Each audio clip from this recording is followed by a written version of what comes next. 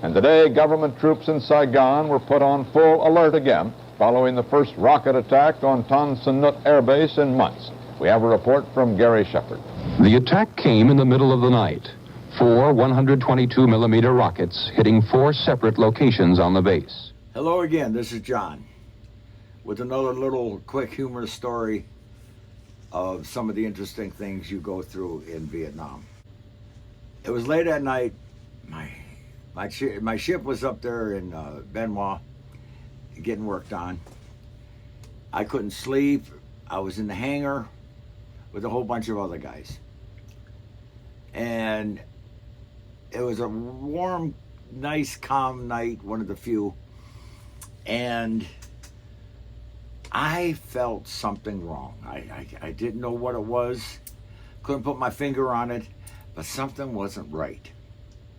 So in the wee hours, 2, 3 in the morning, used to be the worst time at night, I was sitting upstairs in one of the offices. I didn't feel good. I didn't feel right. Came downstairs, went out in the front of the hangar, stood there leaning up against one of the big roll doors, and I'm going again. This is too calm of a night. I don't like this. So I left that spot, went a little bit farther, and next thing you could hear the sizzling and sounds in the distance. Boom. And here come some rockets, and then a few mortars. And they were exploding by the hangar and by the first row of helicopters.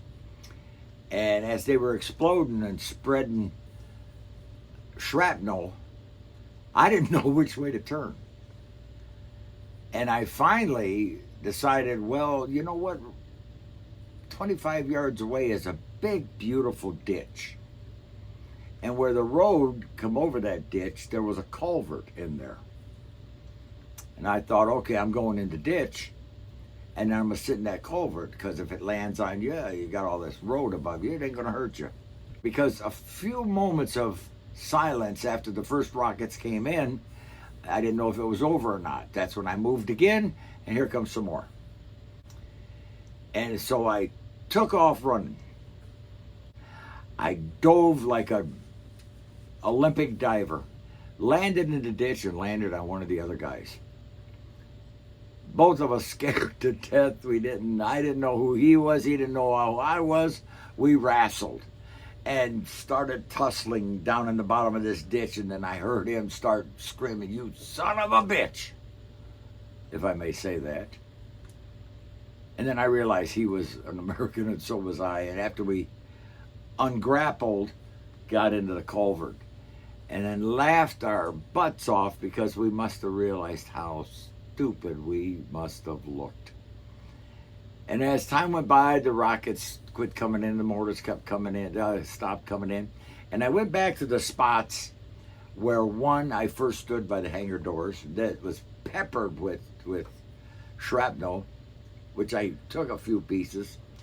I went upstairs where I sat, and sure enough, had I been there when this went off, there again, the walls were peppered. In either place I stood and did not feel right, and so I moved around. That's where shrapnel hit, and by God, if I wouldn't have got that feeling and not moved, I don't know and can't say what would have happened to me at that time. So just a little short while later, one of my buddies, Bob Moeller, who lives in North Olmsted, he also was in the Razorbacks with me. He asked if I'd go out in one of the ships, get the log book of a certain ship, so we could see what was wrong with the ship, what had to be worked on, and get them back at the time the rockets were raining in. And that's what we had to do. Come to find out, that was one of Westmoreland's ships. So off I walked out there, found the chopper that he wanted. I went in there, and as I'm marking things down from the logbook, what needs to be worked out, what not, here comes some more rockets. And landing out there this time by the choppers. So I got out of the chopper and I laid down by the revetment, waited for this to be over. Next thing I know, I hear a Jeep coming with that whining sound, him screaming, Allison, Allison, where are you? And I jumped up, jumped on the Jeep, got back. And as we were rounding the end of the helipad area, rockets were still hitting at the other end. I always credited Bob with coming out, risking his life through a mortar and rocket attack to come get me. And I thought that was very heroic and nice of him.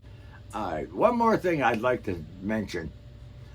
After I had gotten back home, it was numerous years later, my uncle, his name was John Weiland, was sitting on his porch. He's a World War II veteran.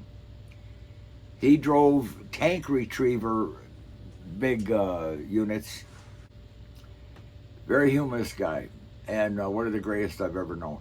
He too, as we were sitting on his porch and talking about a couple minor issues, I was telling him about when I dove in that ditch and landed on that soldier, and how we're screaming and yelling and grappling until we found out we both speak English and we were Americans.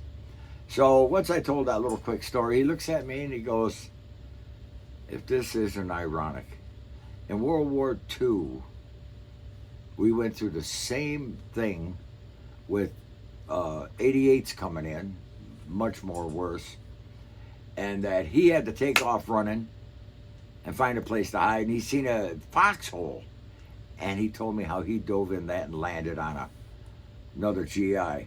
They even pulled their bayonets out trying to stab one another until they found out they too were on the same side. And him and myself laughed like crazy, thinking about here, I did it, but he did it way before me in a more serious situation of World War II. But my uncle went through the same thing I did. We all survived. Here we are 100 years later, and now we're telling some of the humorous stories that took place. So that's about it. Chances are you're going to see old John here down at the COD, where we do a lot of our YouTube videos for the COD channel. So I hope to see you again and come up with another humorous little story that happened in Vietnam that are the easy ones to tell. Thanks for listening.